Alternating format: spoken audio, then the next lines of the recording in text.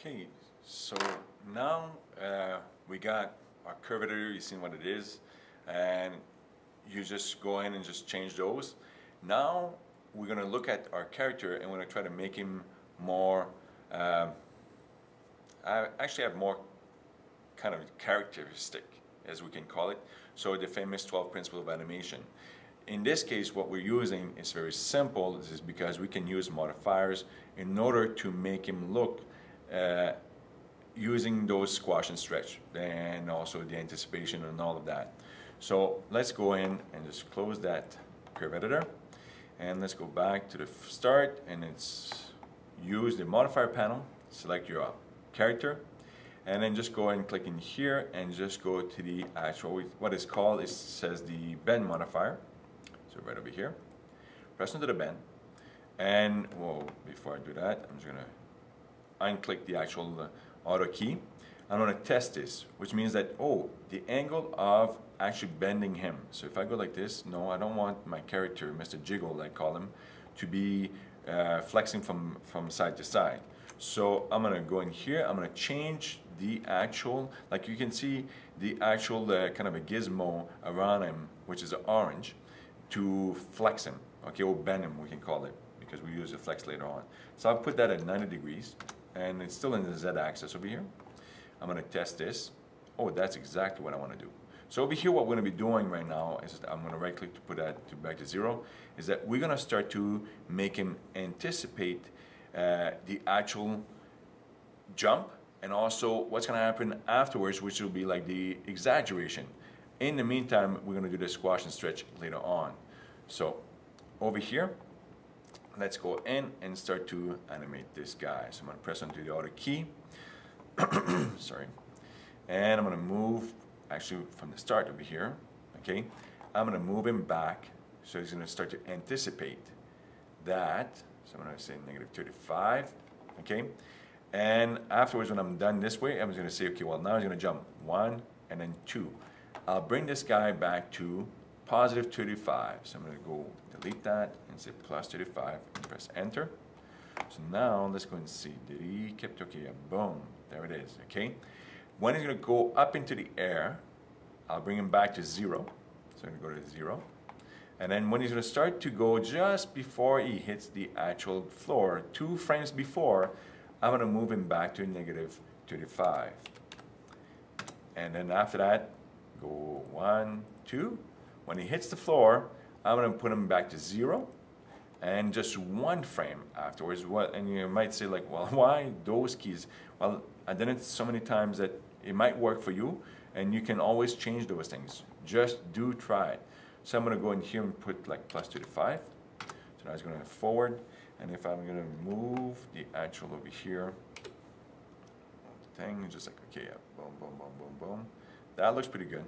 Okay, so I'm going to go back to this one. I'll press into 0, or right click onto the spinner, bring him back to 0, 2 frames before, put him at -35, and then at frame 60, bring him back to 0, and after that, at frame, you can actually, you don't need to put at 0, you can probably just go 1 frame and just put it to +35, see what happens. I'll try that maybe the next time.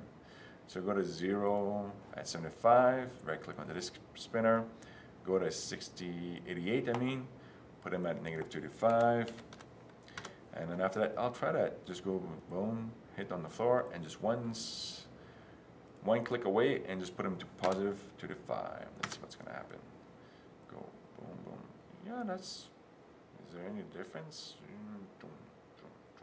Yeah, well, I think I kind of like that. So I'm gonna go back to over here, so put it at 0. And I'm going to go to 120 when it's going to hit the floor. It was 118. And this one, it will be the big jump. So therefore, I'm going to boost that guy to -45.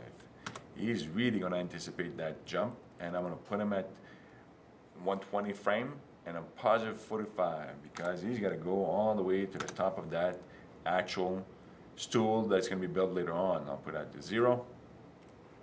That's okay. Perfect. And after that, press that to back to, and I'm going to add some details. Okay, so now if I start to look at my animation, now you can actually see that, oh yeah, I'm seeing the anticipation and the exaggeration of the bounce. So it's starting to see some characters with life, okay? For now, that was the anticipation I could call, and the sort of the follow through, we can say. To add another detail is just that you have the bend modifier. Now, how to add the flex modifier, which means that, well, sorry, the squash and stretch. So over here, you have the flex modifier.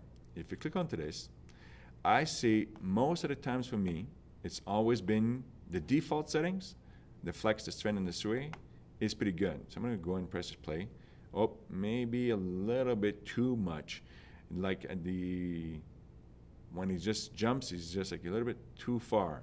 So in here, what you can actually do is just that you can go into this part over here, like at the beginning.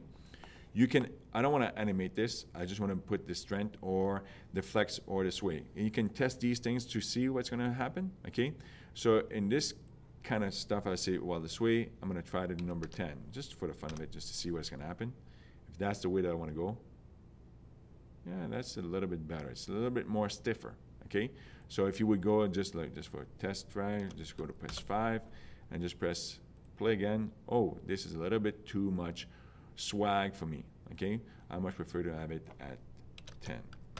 So there you go. That's as simple as that, as far as making your character have more characteristic. So in this case, I want Mr. Jiggle. He's jiggling. I wanted to make him look like cartoony, so he's doing the hang time, and also he's actually having some anticipation, follow through, and it looks pretty cool. But later on, what I would do is I would add some more little inconsistency, we can call, or I don't know if you say that, but it's just that a little bit differences between bounce to bounce, because right now he's making at least 3 bounce the same, and then 1 bounce that's different.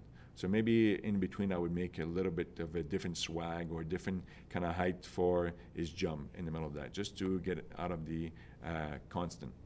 So that's it for the flex and the bend modifier.